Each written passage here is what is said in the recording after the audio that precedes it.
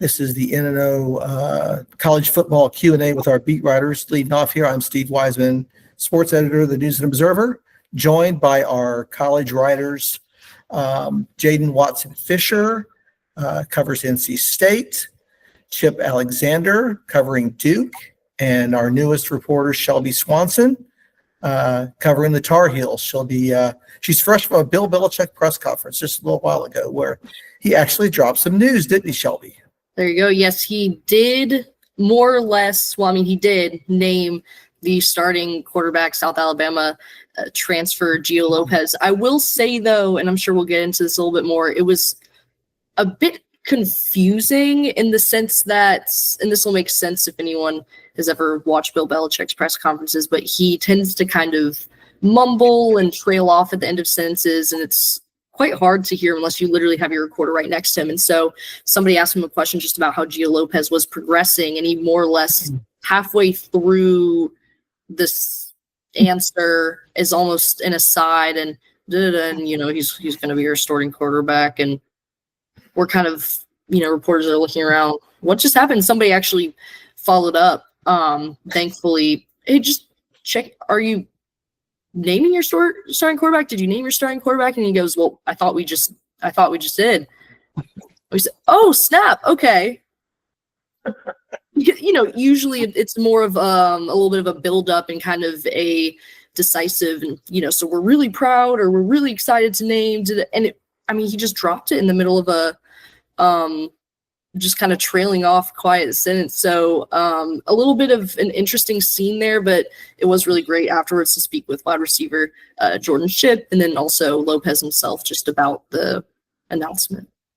But yeah, while we're here, I want to kick it over to Chip. Chip, I heard that you guys over at Duke got a full, depth chart and everything for football. Whoa, that's nice. They did on a depth chart. Yes, they did, and they named the starting quarterback about 6 months ago when they gave him a $4 million deal, NIL deal. So, Darren Mensa will be the starting quarterback, and I think Manny Diaz, the coach, made that clear some time ago. The real new dynamic at Duke is the fact that not only bringing a new quarterback, but you have some new wide receivers as well. They've got to break into the mix. They'll probably go with their more experienced guys, tomorrow night, like Quayshawn Brown and some of those, Shamir Hagans, but Cooper Bargate, who's the transfer from Harvard, kind of an interesting guy, graduate guy, is going to schedule to be in the starting lineup. So you'll see a new quarterback throwing it to a new guy. They've had some clips on X, on social media, that shows Bargate breaking off some big plays, and that's what they're hoping for. The offensive staff has said they need more explosive plays, and not just in the running game, in the passing game, but also in the running game this year, because they need to be more balanced to get to where they want to go. So, but yeah, it's going to be a new, whole different offensive dynamic at Duke. It's going to be interesting to watch. Oh, you're muted. You are muted. It's interesting because they lost, the two best receivers from last year, right? Eli Pancol and Jordan Moore, who were big-time targets for Malik Murphy last year. So we'll see how Cooper. I'm curious how Cooper Bargate does. I know you wrote about him earlier in camp, Chip, right. And he came from Harvard, but there'd be a stipulation of he's a Harvard player. How good could he be in the ACC? Right. Well, it sounds like he has a little more history. He was recruited by UCLA, correct? So he's a little better player than maybe the normal Ivy League player you would get, correct? And his father played at UCLA as well. And he grew up going to UCLA games. They were actually on the sideline, all those things.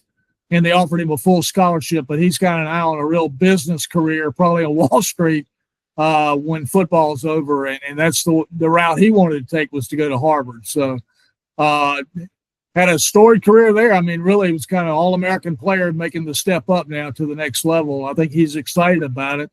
And in talking to Mensa, he says this, and to the other players as well, he's a really legitimate deep threat and a good player for Duke and should be productive. You're right. They lost some real veteran guys, some big play guys at wideout, but they also brought in Landon King, a new tight end, who will probably it'll be interesting to see him play tomorrow night as well. By the way, they do play Elon tomorrow night. I know there's a game in Raleigh.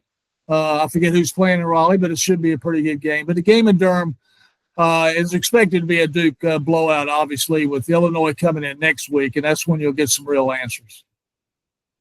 Yes, thanks, Chip. And speaking of that game at Raleigh, Jadyn, you'll have your eye on that game. East Carolina and NC State, they just met just like yesterday. They had a big fight. No, it wasn't yesterday. It was last December. But anyway, what are your thoughts about that one as we get ready for NC State's opener? I mean, I think NC State should win, but I said that last year. So I could be wrong, but no, they bring back a lot of guys on offense, specifically CJ Bailey. We knew he was the starter the whole time. There were no questions. Dave Doran made that really clear in the post-game press conference in December that it was CJ's team. So he is in the backfield again, and just from talking to him and talking to his teammates, there's just a level of confidence, that he has this year that he didn't have last year. Part of that is getting those reps. I mean, you can't replace, you can't teach experience. You have to have it. And so that's been really big for him. I think just watching Grayson McCall on the sidelines last year and just picking his brain and seeing what it's like to be a successful quarterback, and you can just tell he never dropped his head or anything when he made poor plays last year, but there's just a whole new level, I think, going into this season, and he has some experienced targets as well. We've got Noah Rogers, who's coming back, Wesley Grimes, who's coming back, and then Justin Jolie, who I think a lot of people are excited about. He was preseason second team All-America from Walter Camp. Bolitnikoff, preseason watch list guy. I think he's going to be good. I think the biggest questions are on defense. They lost a ton of veteran guys, and so, that's what lost them a lot of games in 2024. So we'll see how they've reloaded. Yeah, and while UNC has a new coach with a lot of excitement over Belichick's transition from the NFL down to college for the first time.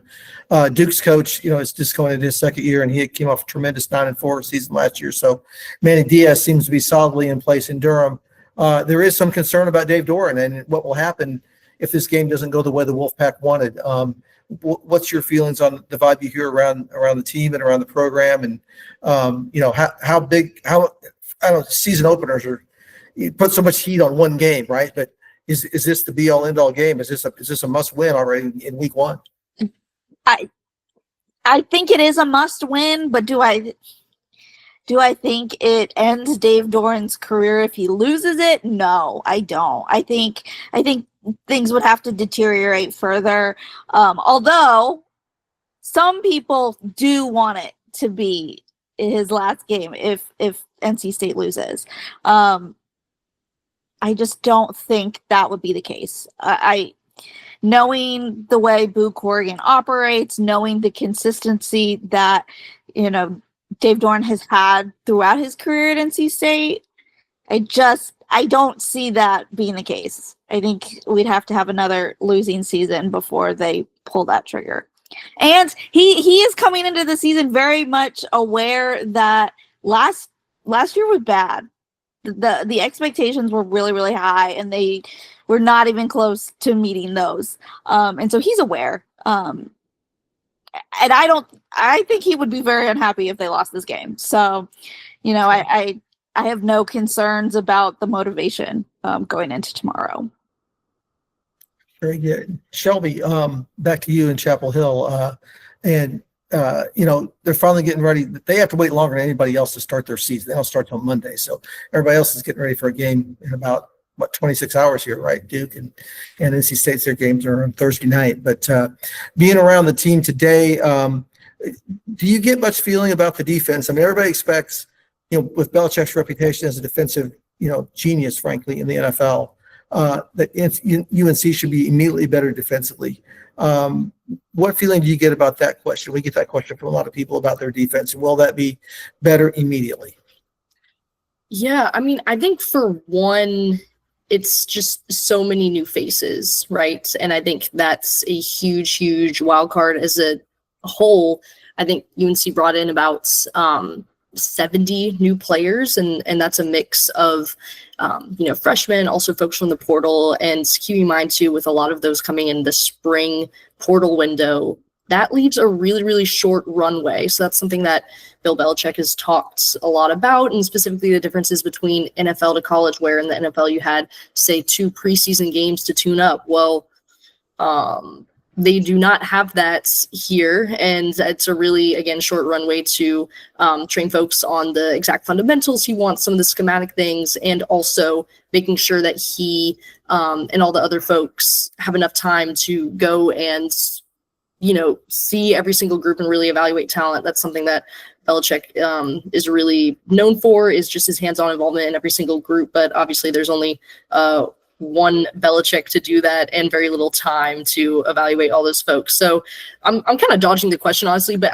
I just think it's a huge, huge question mark. One of the folks that really, I think, sticks out to me is Thad was just on our call, but Thad Dixon, maybe the Thads are having a moment like the Joshes, but that's somebody that I think is a potential alpha in the secondary, but still unproven as a unit. I think that we're going to see a lot from Andrew Simpson.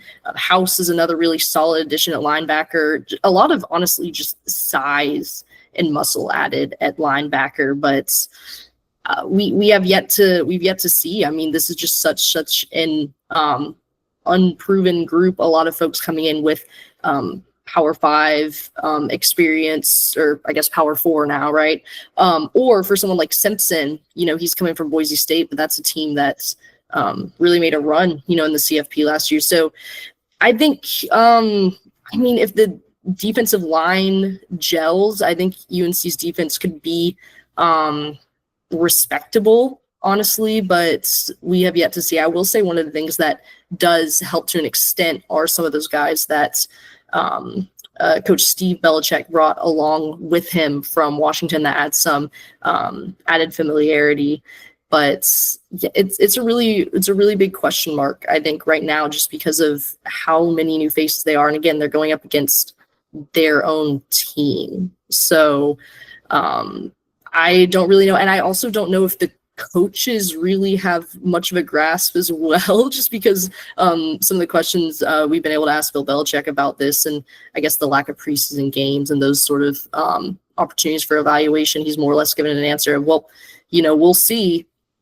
So that doesn't inspire a ton of confidence, but I don't think he means it in that sense. I think it's just kind of his realistic view on things. This is against TCU going to be the first time that really we've seen this entire unit on both sides of the ball be thrown into a live action game like this.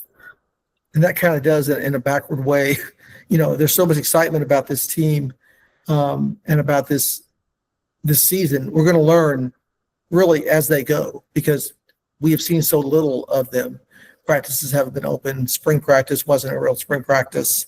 They didn't have jersey numbers, right? So the fans and the media and everybody's going to learn about this team as we go along. So we'll be making analysis as it happens, really. It's kind of like you're learning about the plane as you're flying it, right? Kind of one of those things going on. That'll be, and it's interesting, they're starting out with TCU, whereas, State's starting out with ECU. That's going to be, that's a big game in its own because of the rivalry and everything. But Duke does play Elon, a team from the FCS level. Carolina's not going to have that opportunity. They're going to have to come out and play a fellow Power 4 level team immediately, Big 12 team. And so we'll learn about them as they go. Really interesting there. Let's go back over to Chip talking about Duke and about Duke's defense. And that's been something that, they've been known for since Elto came in a couple of years ago. He established the defense really well. Manny Diaz, they were one of the best in the country last year at sacks and tackles for loss. And it was really the strength of the team. And I know you wrote about it this week, but why don't you answer a few questions about that and about how can they live up to that expectation again? And what does it take for them to have that success again? Well, they're hoping for, very similar schemes and results and that kind of thing, because you're right. They did kind of thrive on the sacks and tackles for losses last year, which can blow up a possession pretty quick, obviously. So it's not a bad thing to get, bad way to go about your defense. And at the same time, they also were able to force a lot of turnovers. So it was a very kind of defense-oriented team, which kind of took on the traits of the head coach. Manny Diaz came after 2 years as a defense coordinator at Penn State and done a real good job there, and kind of been his MO all through his coaching career, starting at NC State, by the way, several years ago, and then as the head coach in Miami. But this year, you're right. I mean, starting with Chandler Rivers, an All-American defensive back, maybe the best cornerback in the country, and certainly I think the defense coordinator this week was kind of kidding that he's all these awards and these lists that are put out in preseason. He said he's on so many lists or some I hadn't even heard of before. So, I mean, Chandler Rivers is on basically every defensive list there is. And then Terry Moore is a guy, and I asked Manny Diaz about him specifically on Monday.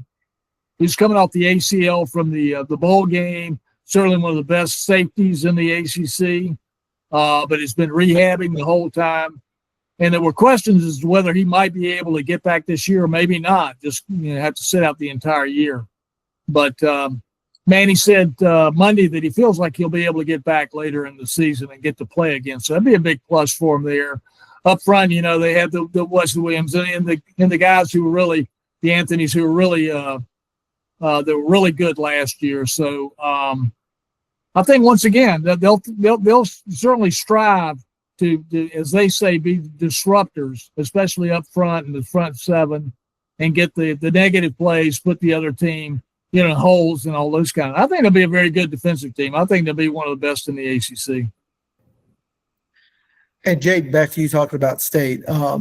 You mentioned a lot of players back on offense, CJ Bailey and everything. Talking about their defense, are there one or two players that you look at on that side that are the key that have to have strong years to be able to give them such a great defensive season? Oh my gosh. Yeah, they lost a lot of guys on defense. Some of them were due to graduation. One of the big names was Davin Van. He was one of the country's best at forcing fumbles and just really disruptive and had been there for a long time. So we're going to have to see who can kind of fill those shoes. I think Travali Price and maybe Sebastian Harsh, who's a transfer from Wyoming. I think those are probably two guys who could kind of fill that spot. Again, not 100% sure what that would look like if anyone is specifically like, I am going to be the next Davin Van, or if it's more of just a by committee sort of situation. I think we also are hoping to see Sean Brown and Caden Fordham really have big years again. Caden Fordham missed the back half of last season with an injury. He was just cleared for contact activities in July. So we're going to see, how much he's been able to do in the last month or so of a fall camp. But he was a guy that was expected to replace Peyton Wilson when he went to the league. And so we didn't get to see a full season of him in the middle. And I'm really excited, hoping that he stays healthy to see, what he's got cooking. Sean Brown actually led the team in tackles last year. And I think if both of those guys stay healthy, that'll be a really, really fun duo. I think the biggest question, though, is not actually on the defensive front, but in the secondary. They lost so many guys. I think Devon Marshall may be the only guy in the secondary who started any games last year to come back. We've got Brian Nelson, who is a transfer from North Texas. He is expected to be a really good guy out there. But we've also got, JJ Johnson, Jeremiah Johnson, and we have Jamel Johnson also in the secondary. So those guys all had great numbers at their previous schools, but there's just so many unknowns. But I should say Dave Doran loves defense. This program has prided itself on being in the top 25 of scoring defense or total yards allowed. They really struggled last year, finished nearly at the bottom of the top 100 in both of those categories last year, which was one of its worst seasons under Doran. So we'll see if they can turn that around. I know they really, really want to, and I think they've got talent. It's just, have they put those pieces together? Absolutely true. That's what they've been working on all through training camp. And of course, we have plenty of stories on our website, newsobserver.com. People want to go back and look at those to see the story, our coverage of everybody during training camp, and trying to dig the answers out of those questions. But let's before we wrap up here, let's go through everybody once again. And everybody over the last week here has written kind of a look at the season. Here are the games that are most likely wins. Here's what looks like probably going to be losses. Here are the toss-up games. And let's start with you, Shelby, since yours posted most recently because they don't play till Monday. Jadyn and Chip had theirs ahead of time. Just kind of, you don't have to go through the whole schedule, but just kind of tell us, as you look at UNC and you look at the way the schedule plays out, how many games do they have that are kind of, these should be wins, or these should be, conversely, these should be losses, and what are the toss-up kind of looking at for them? Yeah, for sure. I mean, I think I will say that this was a lot harder to write than I anticipated, just because of, again, how much is unknown, and just as kind of, again, like a point of illustrating this. I remember that, and I was still a freelance writer at the time, but I had to produce some sort of depth charts earlier this summer as a freelance assignment for another outlet, and this was still like amidst the spring portal. And I just remember communicating with the editor, like, yeah, that this is going to basically spoil like milk, just because of how much is going to shift, let alone like the second half of the spring transfer portal window. So again, I will once again emphasize, and this is just one of the biggest themes, is just how many new pieces are here and have to gel in a really short amount of time. And again, we're talking about folks that are 18 to 22-year-olds. Like, that's a lot to put on this group. So again, take this all with a grain of salt. But I think some of the biggest matchups that I looked at, obviously, I think the season opener against TCU is going to tell us a lot about this team, particularly the defense, with just how everything gels there. I think that particularly the next two games, I would say, Richmond, Charlotte and Richmond, that's kind of a gimme there. Really excited though to see, I know that they added a lot of additional seating at that stadium in Charlotte, so excited to see that crowd there. I think UCF is a bit of a toss-up. Excited to see how they go against their edge defender, Kelly there, but I gave that win to UNC. Clemson, I marked that down as a loss. I think that they are the most stacked team talent-wise in the entire conference by a landslide. I think just especially in the trenches, their defensive line is just going to eat UNC's offensive front alive. I guess, again, especially considering some of the injuries to, for instance, Austin Blasky. I think he's expected to return at some point later in the season, but they're a little bit injury riddled there as things stand. For the rest of these, I think some of the toss-ups, again, not trying to go through all of them, but that game at Cal, a little Pac-12 after dark, you never know what's going to happen there. Virginia should be a win. Syracuse, I like what second-year head coach Fran Brown has done there. I think he's got that program in a really, really stable spot. Again, Halloween night showdown, things could get a little spooky.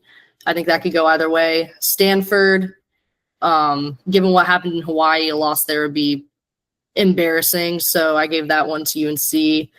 And then it's just skipping down to State and Duke. I mean, I think that Manny Diaz and what he has going at Duke, I kind of leaned and gave them the victory bell. And in terms of NC State, I think it's going to come down to just who wants it more, who's going to be able to grit it out. And I think given just their intention from Dave Doran on down and really circling that game on the calendar, whereas UNC is more so looked at as just another opponent in recent years, I gave that nod to the Wolfpack. But we'll see how CJ Bailey's predictions on, we're going to kick Bill Belichick or whoever.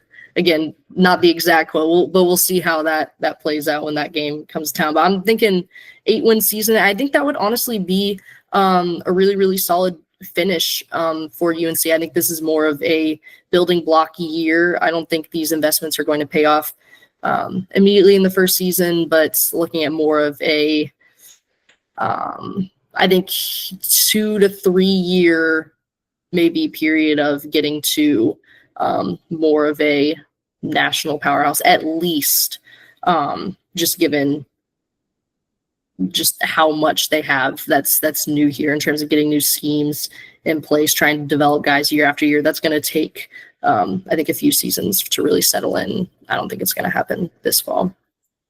I would think 8-4, given what they've done the last couple of years, people will be okay with that. I know they raised ticket prices and they invest a lot of money in the program, and expected too much in 1 year might be too much, but that's the way it goes sometimes. We'll see how that goes. But 8-4 would certainly be have them on the right path to where they want to go. Let's go back to Jadyn, and we'll talk about NC State. Since Shelby used to mention that rivalry game at the end, it's great that our teams are all playing each other right at the end of the season in the last couple of weeks, right? Where Duke and Carolina play, and then State and Carolina play. So, Jadyn, I know the Wolfpack went 6-7 last year. Fans want to know, the over under. What should they go over or under with their bet this year on the Wolfpack? Can they get past 6 and increase on what they did last year? I think they can get past 6. The schedule is tough. That is one thing that they have going against them this year is, it's not easy. And there are a ton of those really, really tough opponents in the middle that could go either way. I think they could go into Notre Dame in October, probably 4-1. I think they can win against ECU, Virginia, Wake, and Campbell. Obviously, that's a must-win as well. I think Duke at Wallace Wade is a toss-up, and I think what Manny Diaz has done and some of the guys that they have, I think Duke probably has that home field advantage. Would I be surprised if State somehow pulled off a win? No. I mean, I've been here long enough that I fully believe in the law of the wolf, where, whatever it is expected, the opposite will happen. When there are high expectations, those aren't met. When there are low expectations, they overachieve, Notre Dame is one of those games where technically they should not win. I don't believe that they're going to win in South Bend. But have stranger things happen? Yes. But no, I am giving that one to Notre Dame. I think, Georgia Tech, Florida State, both at Carter Finley, those are toss-ups. The Georgia Tech game last year was in Atlanta. It was a one-possession game. They lost it on some late game mistakes, some defensive breakdowns. That one is interesting. I really want to say that Georgia Tech will win, but I don't know. I did give it to the Yellow Jackets for now. But who knows? And Florida State, they have had success but we also saw them completely tumble last season, going from 13-0 to 2-10. So I don't know. I think I gave that one to Florida State actually. But that one is definitely a toss-up. I also said the Wolfpack would win its game against Carolina just because of the emphasis that it puts on that game. NC State fully believes UNC is a rival, whether or not the program thinks it or fans think that in Chapel Hill. That's how they feel at NC State. That's how they feel in Raleigh, and that's how they approach the game. And just with the success and the want to, I think it's going to play a really big role in that. Based on the schedule, I'm saying 7-5 conservatively, but do I think NC State can go maybe 9-3 based on its history? Yes. I don't think it's going to have another losing season. Dave Doran has never coached back-to-back losing seasons at NC State. So I do feel good saying that, and I hope I don't have to eat my words. So that's what the preseason's all about. That's right. So it sounds like you think the Pack has a pretty high floor. They're not they don't look like a team that's going to bottom out and go, 4-8 or something like that. That would be a disaster. It doesn't seem they seem better than most of the teams, and they're going to play that way, right? So, yeah, I think so. Very good. All right, and Chip, frankly, Duke was the best team in the Triangle last year. Triangle good, as some people say. So, 9-3 regular season. Went to the bowl game. Lost to Ole Miss in a blowout after the quarterback transferred. So I think we all saw that coming. But anyway, I know you expect another big year for the Blue Devils, and it's a little tougher schedule. They do have Clemson this year. They didn't have them last year. But just tell us, what you think. The sure wins, sure losses, and maybe the toss-up games that Duke has to win in order to have another 9-win season. Well, I think as most people here know, I've been around long enough to remember an 8-team ACC and 7-team ACC at one point. So when things were a little simpler in scheduling, I'm going to try to put this up and see if it comes through. This is what we're looking at now in the ACC. I mean, it's like, can everybody see that a little bit? It's like all these teams, all these games. It's amazing. Trying to keep up. I'd hate to be the guy at the ACC doing the scheduling, because it's got to be an almost impossible job. But no, you're right. Duke's got that sure win against Elon. I'm not sure how many sure wins they got on the schedule after that. They were 9-3 last year.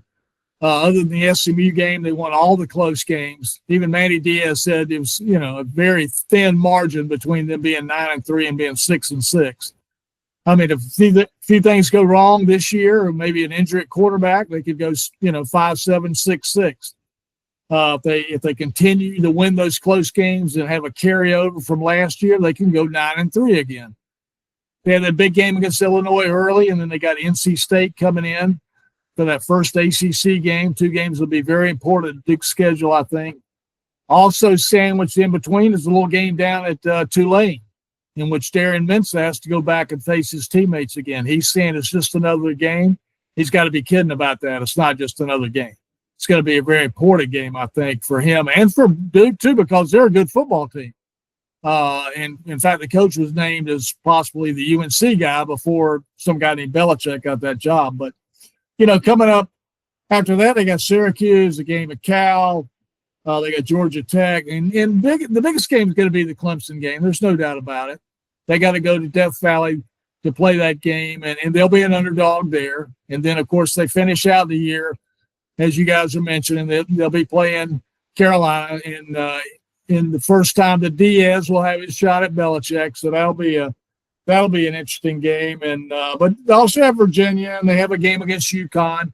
The UConn game is probably the closest thing they may have to an easy win, quote, easy win. But then again, they struggled against the Huskies last year. So once again, I'm expecting a bunch of close games from Duke this year. I'll stick by my prediction of 9-3, but a lot of things have to go right. Defense has to be awfully strong again, and Mensah has to prove that he's worth that $4 million he's getting at Duke this year and really lead that offense, for them to get there. Yeah, and that's really going to be interesting for Mensa to go week to week and handle that kind of pressure, because that's a big, people say, oh, it's not about a paycheck and all. Well, the spotlight's going to be on him because of that. I mean, that's the way it is. So if he's struggling, there's going to be a lot of grumbling, and that maybe wouldn't have been there before for a Duke quarterback. And we'll see how he handles that going forward. I know you have a lot of coverage of that all year long. Shelby will have the Tar Heels. Jadyn will have the Wolfpack. So let's get ready. Let's play some games. I'm tired of talking about practice. I think we're all tired of talking about practice. It's time to get at that triangle good, right, Shelby? So let's get it going. All right, that's going to be it for this edition of the News and Observer Q&A with our beat writers. Thanks you all three of you for being on here with us. And let's go watch some football, folks. Take care.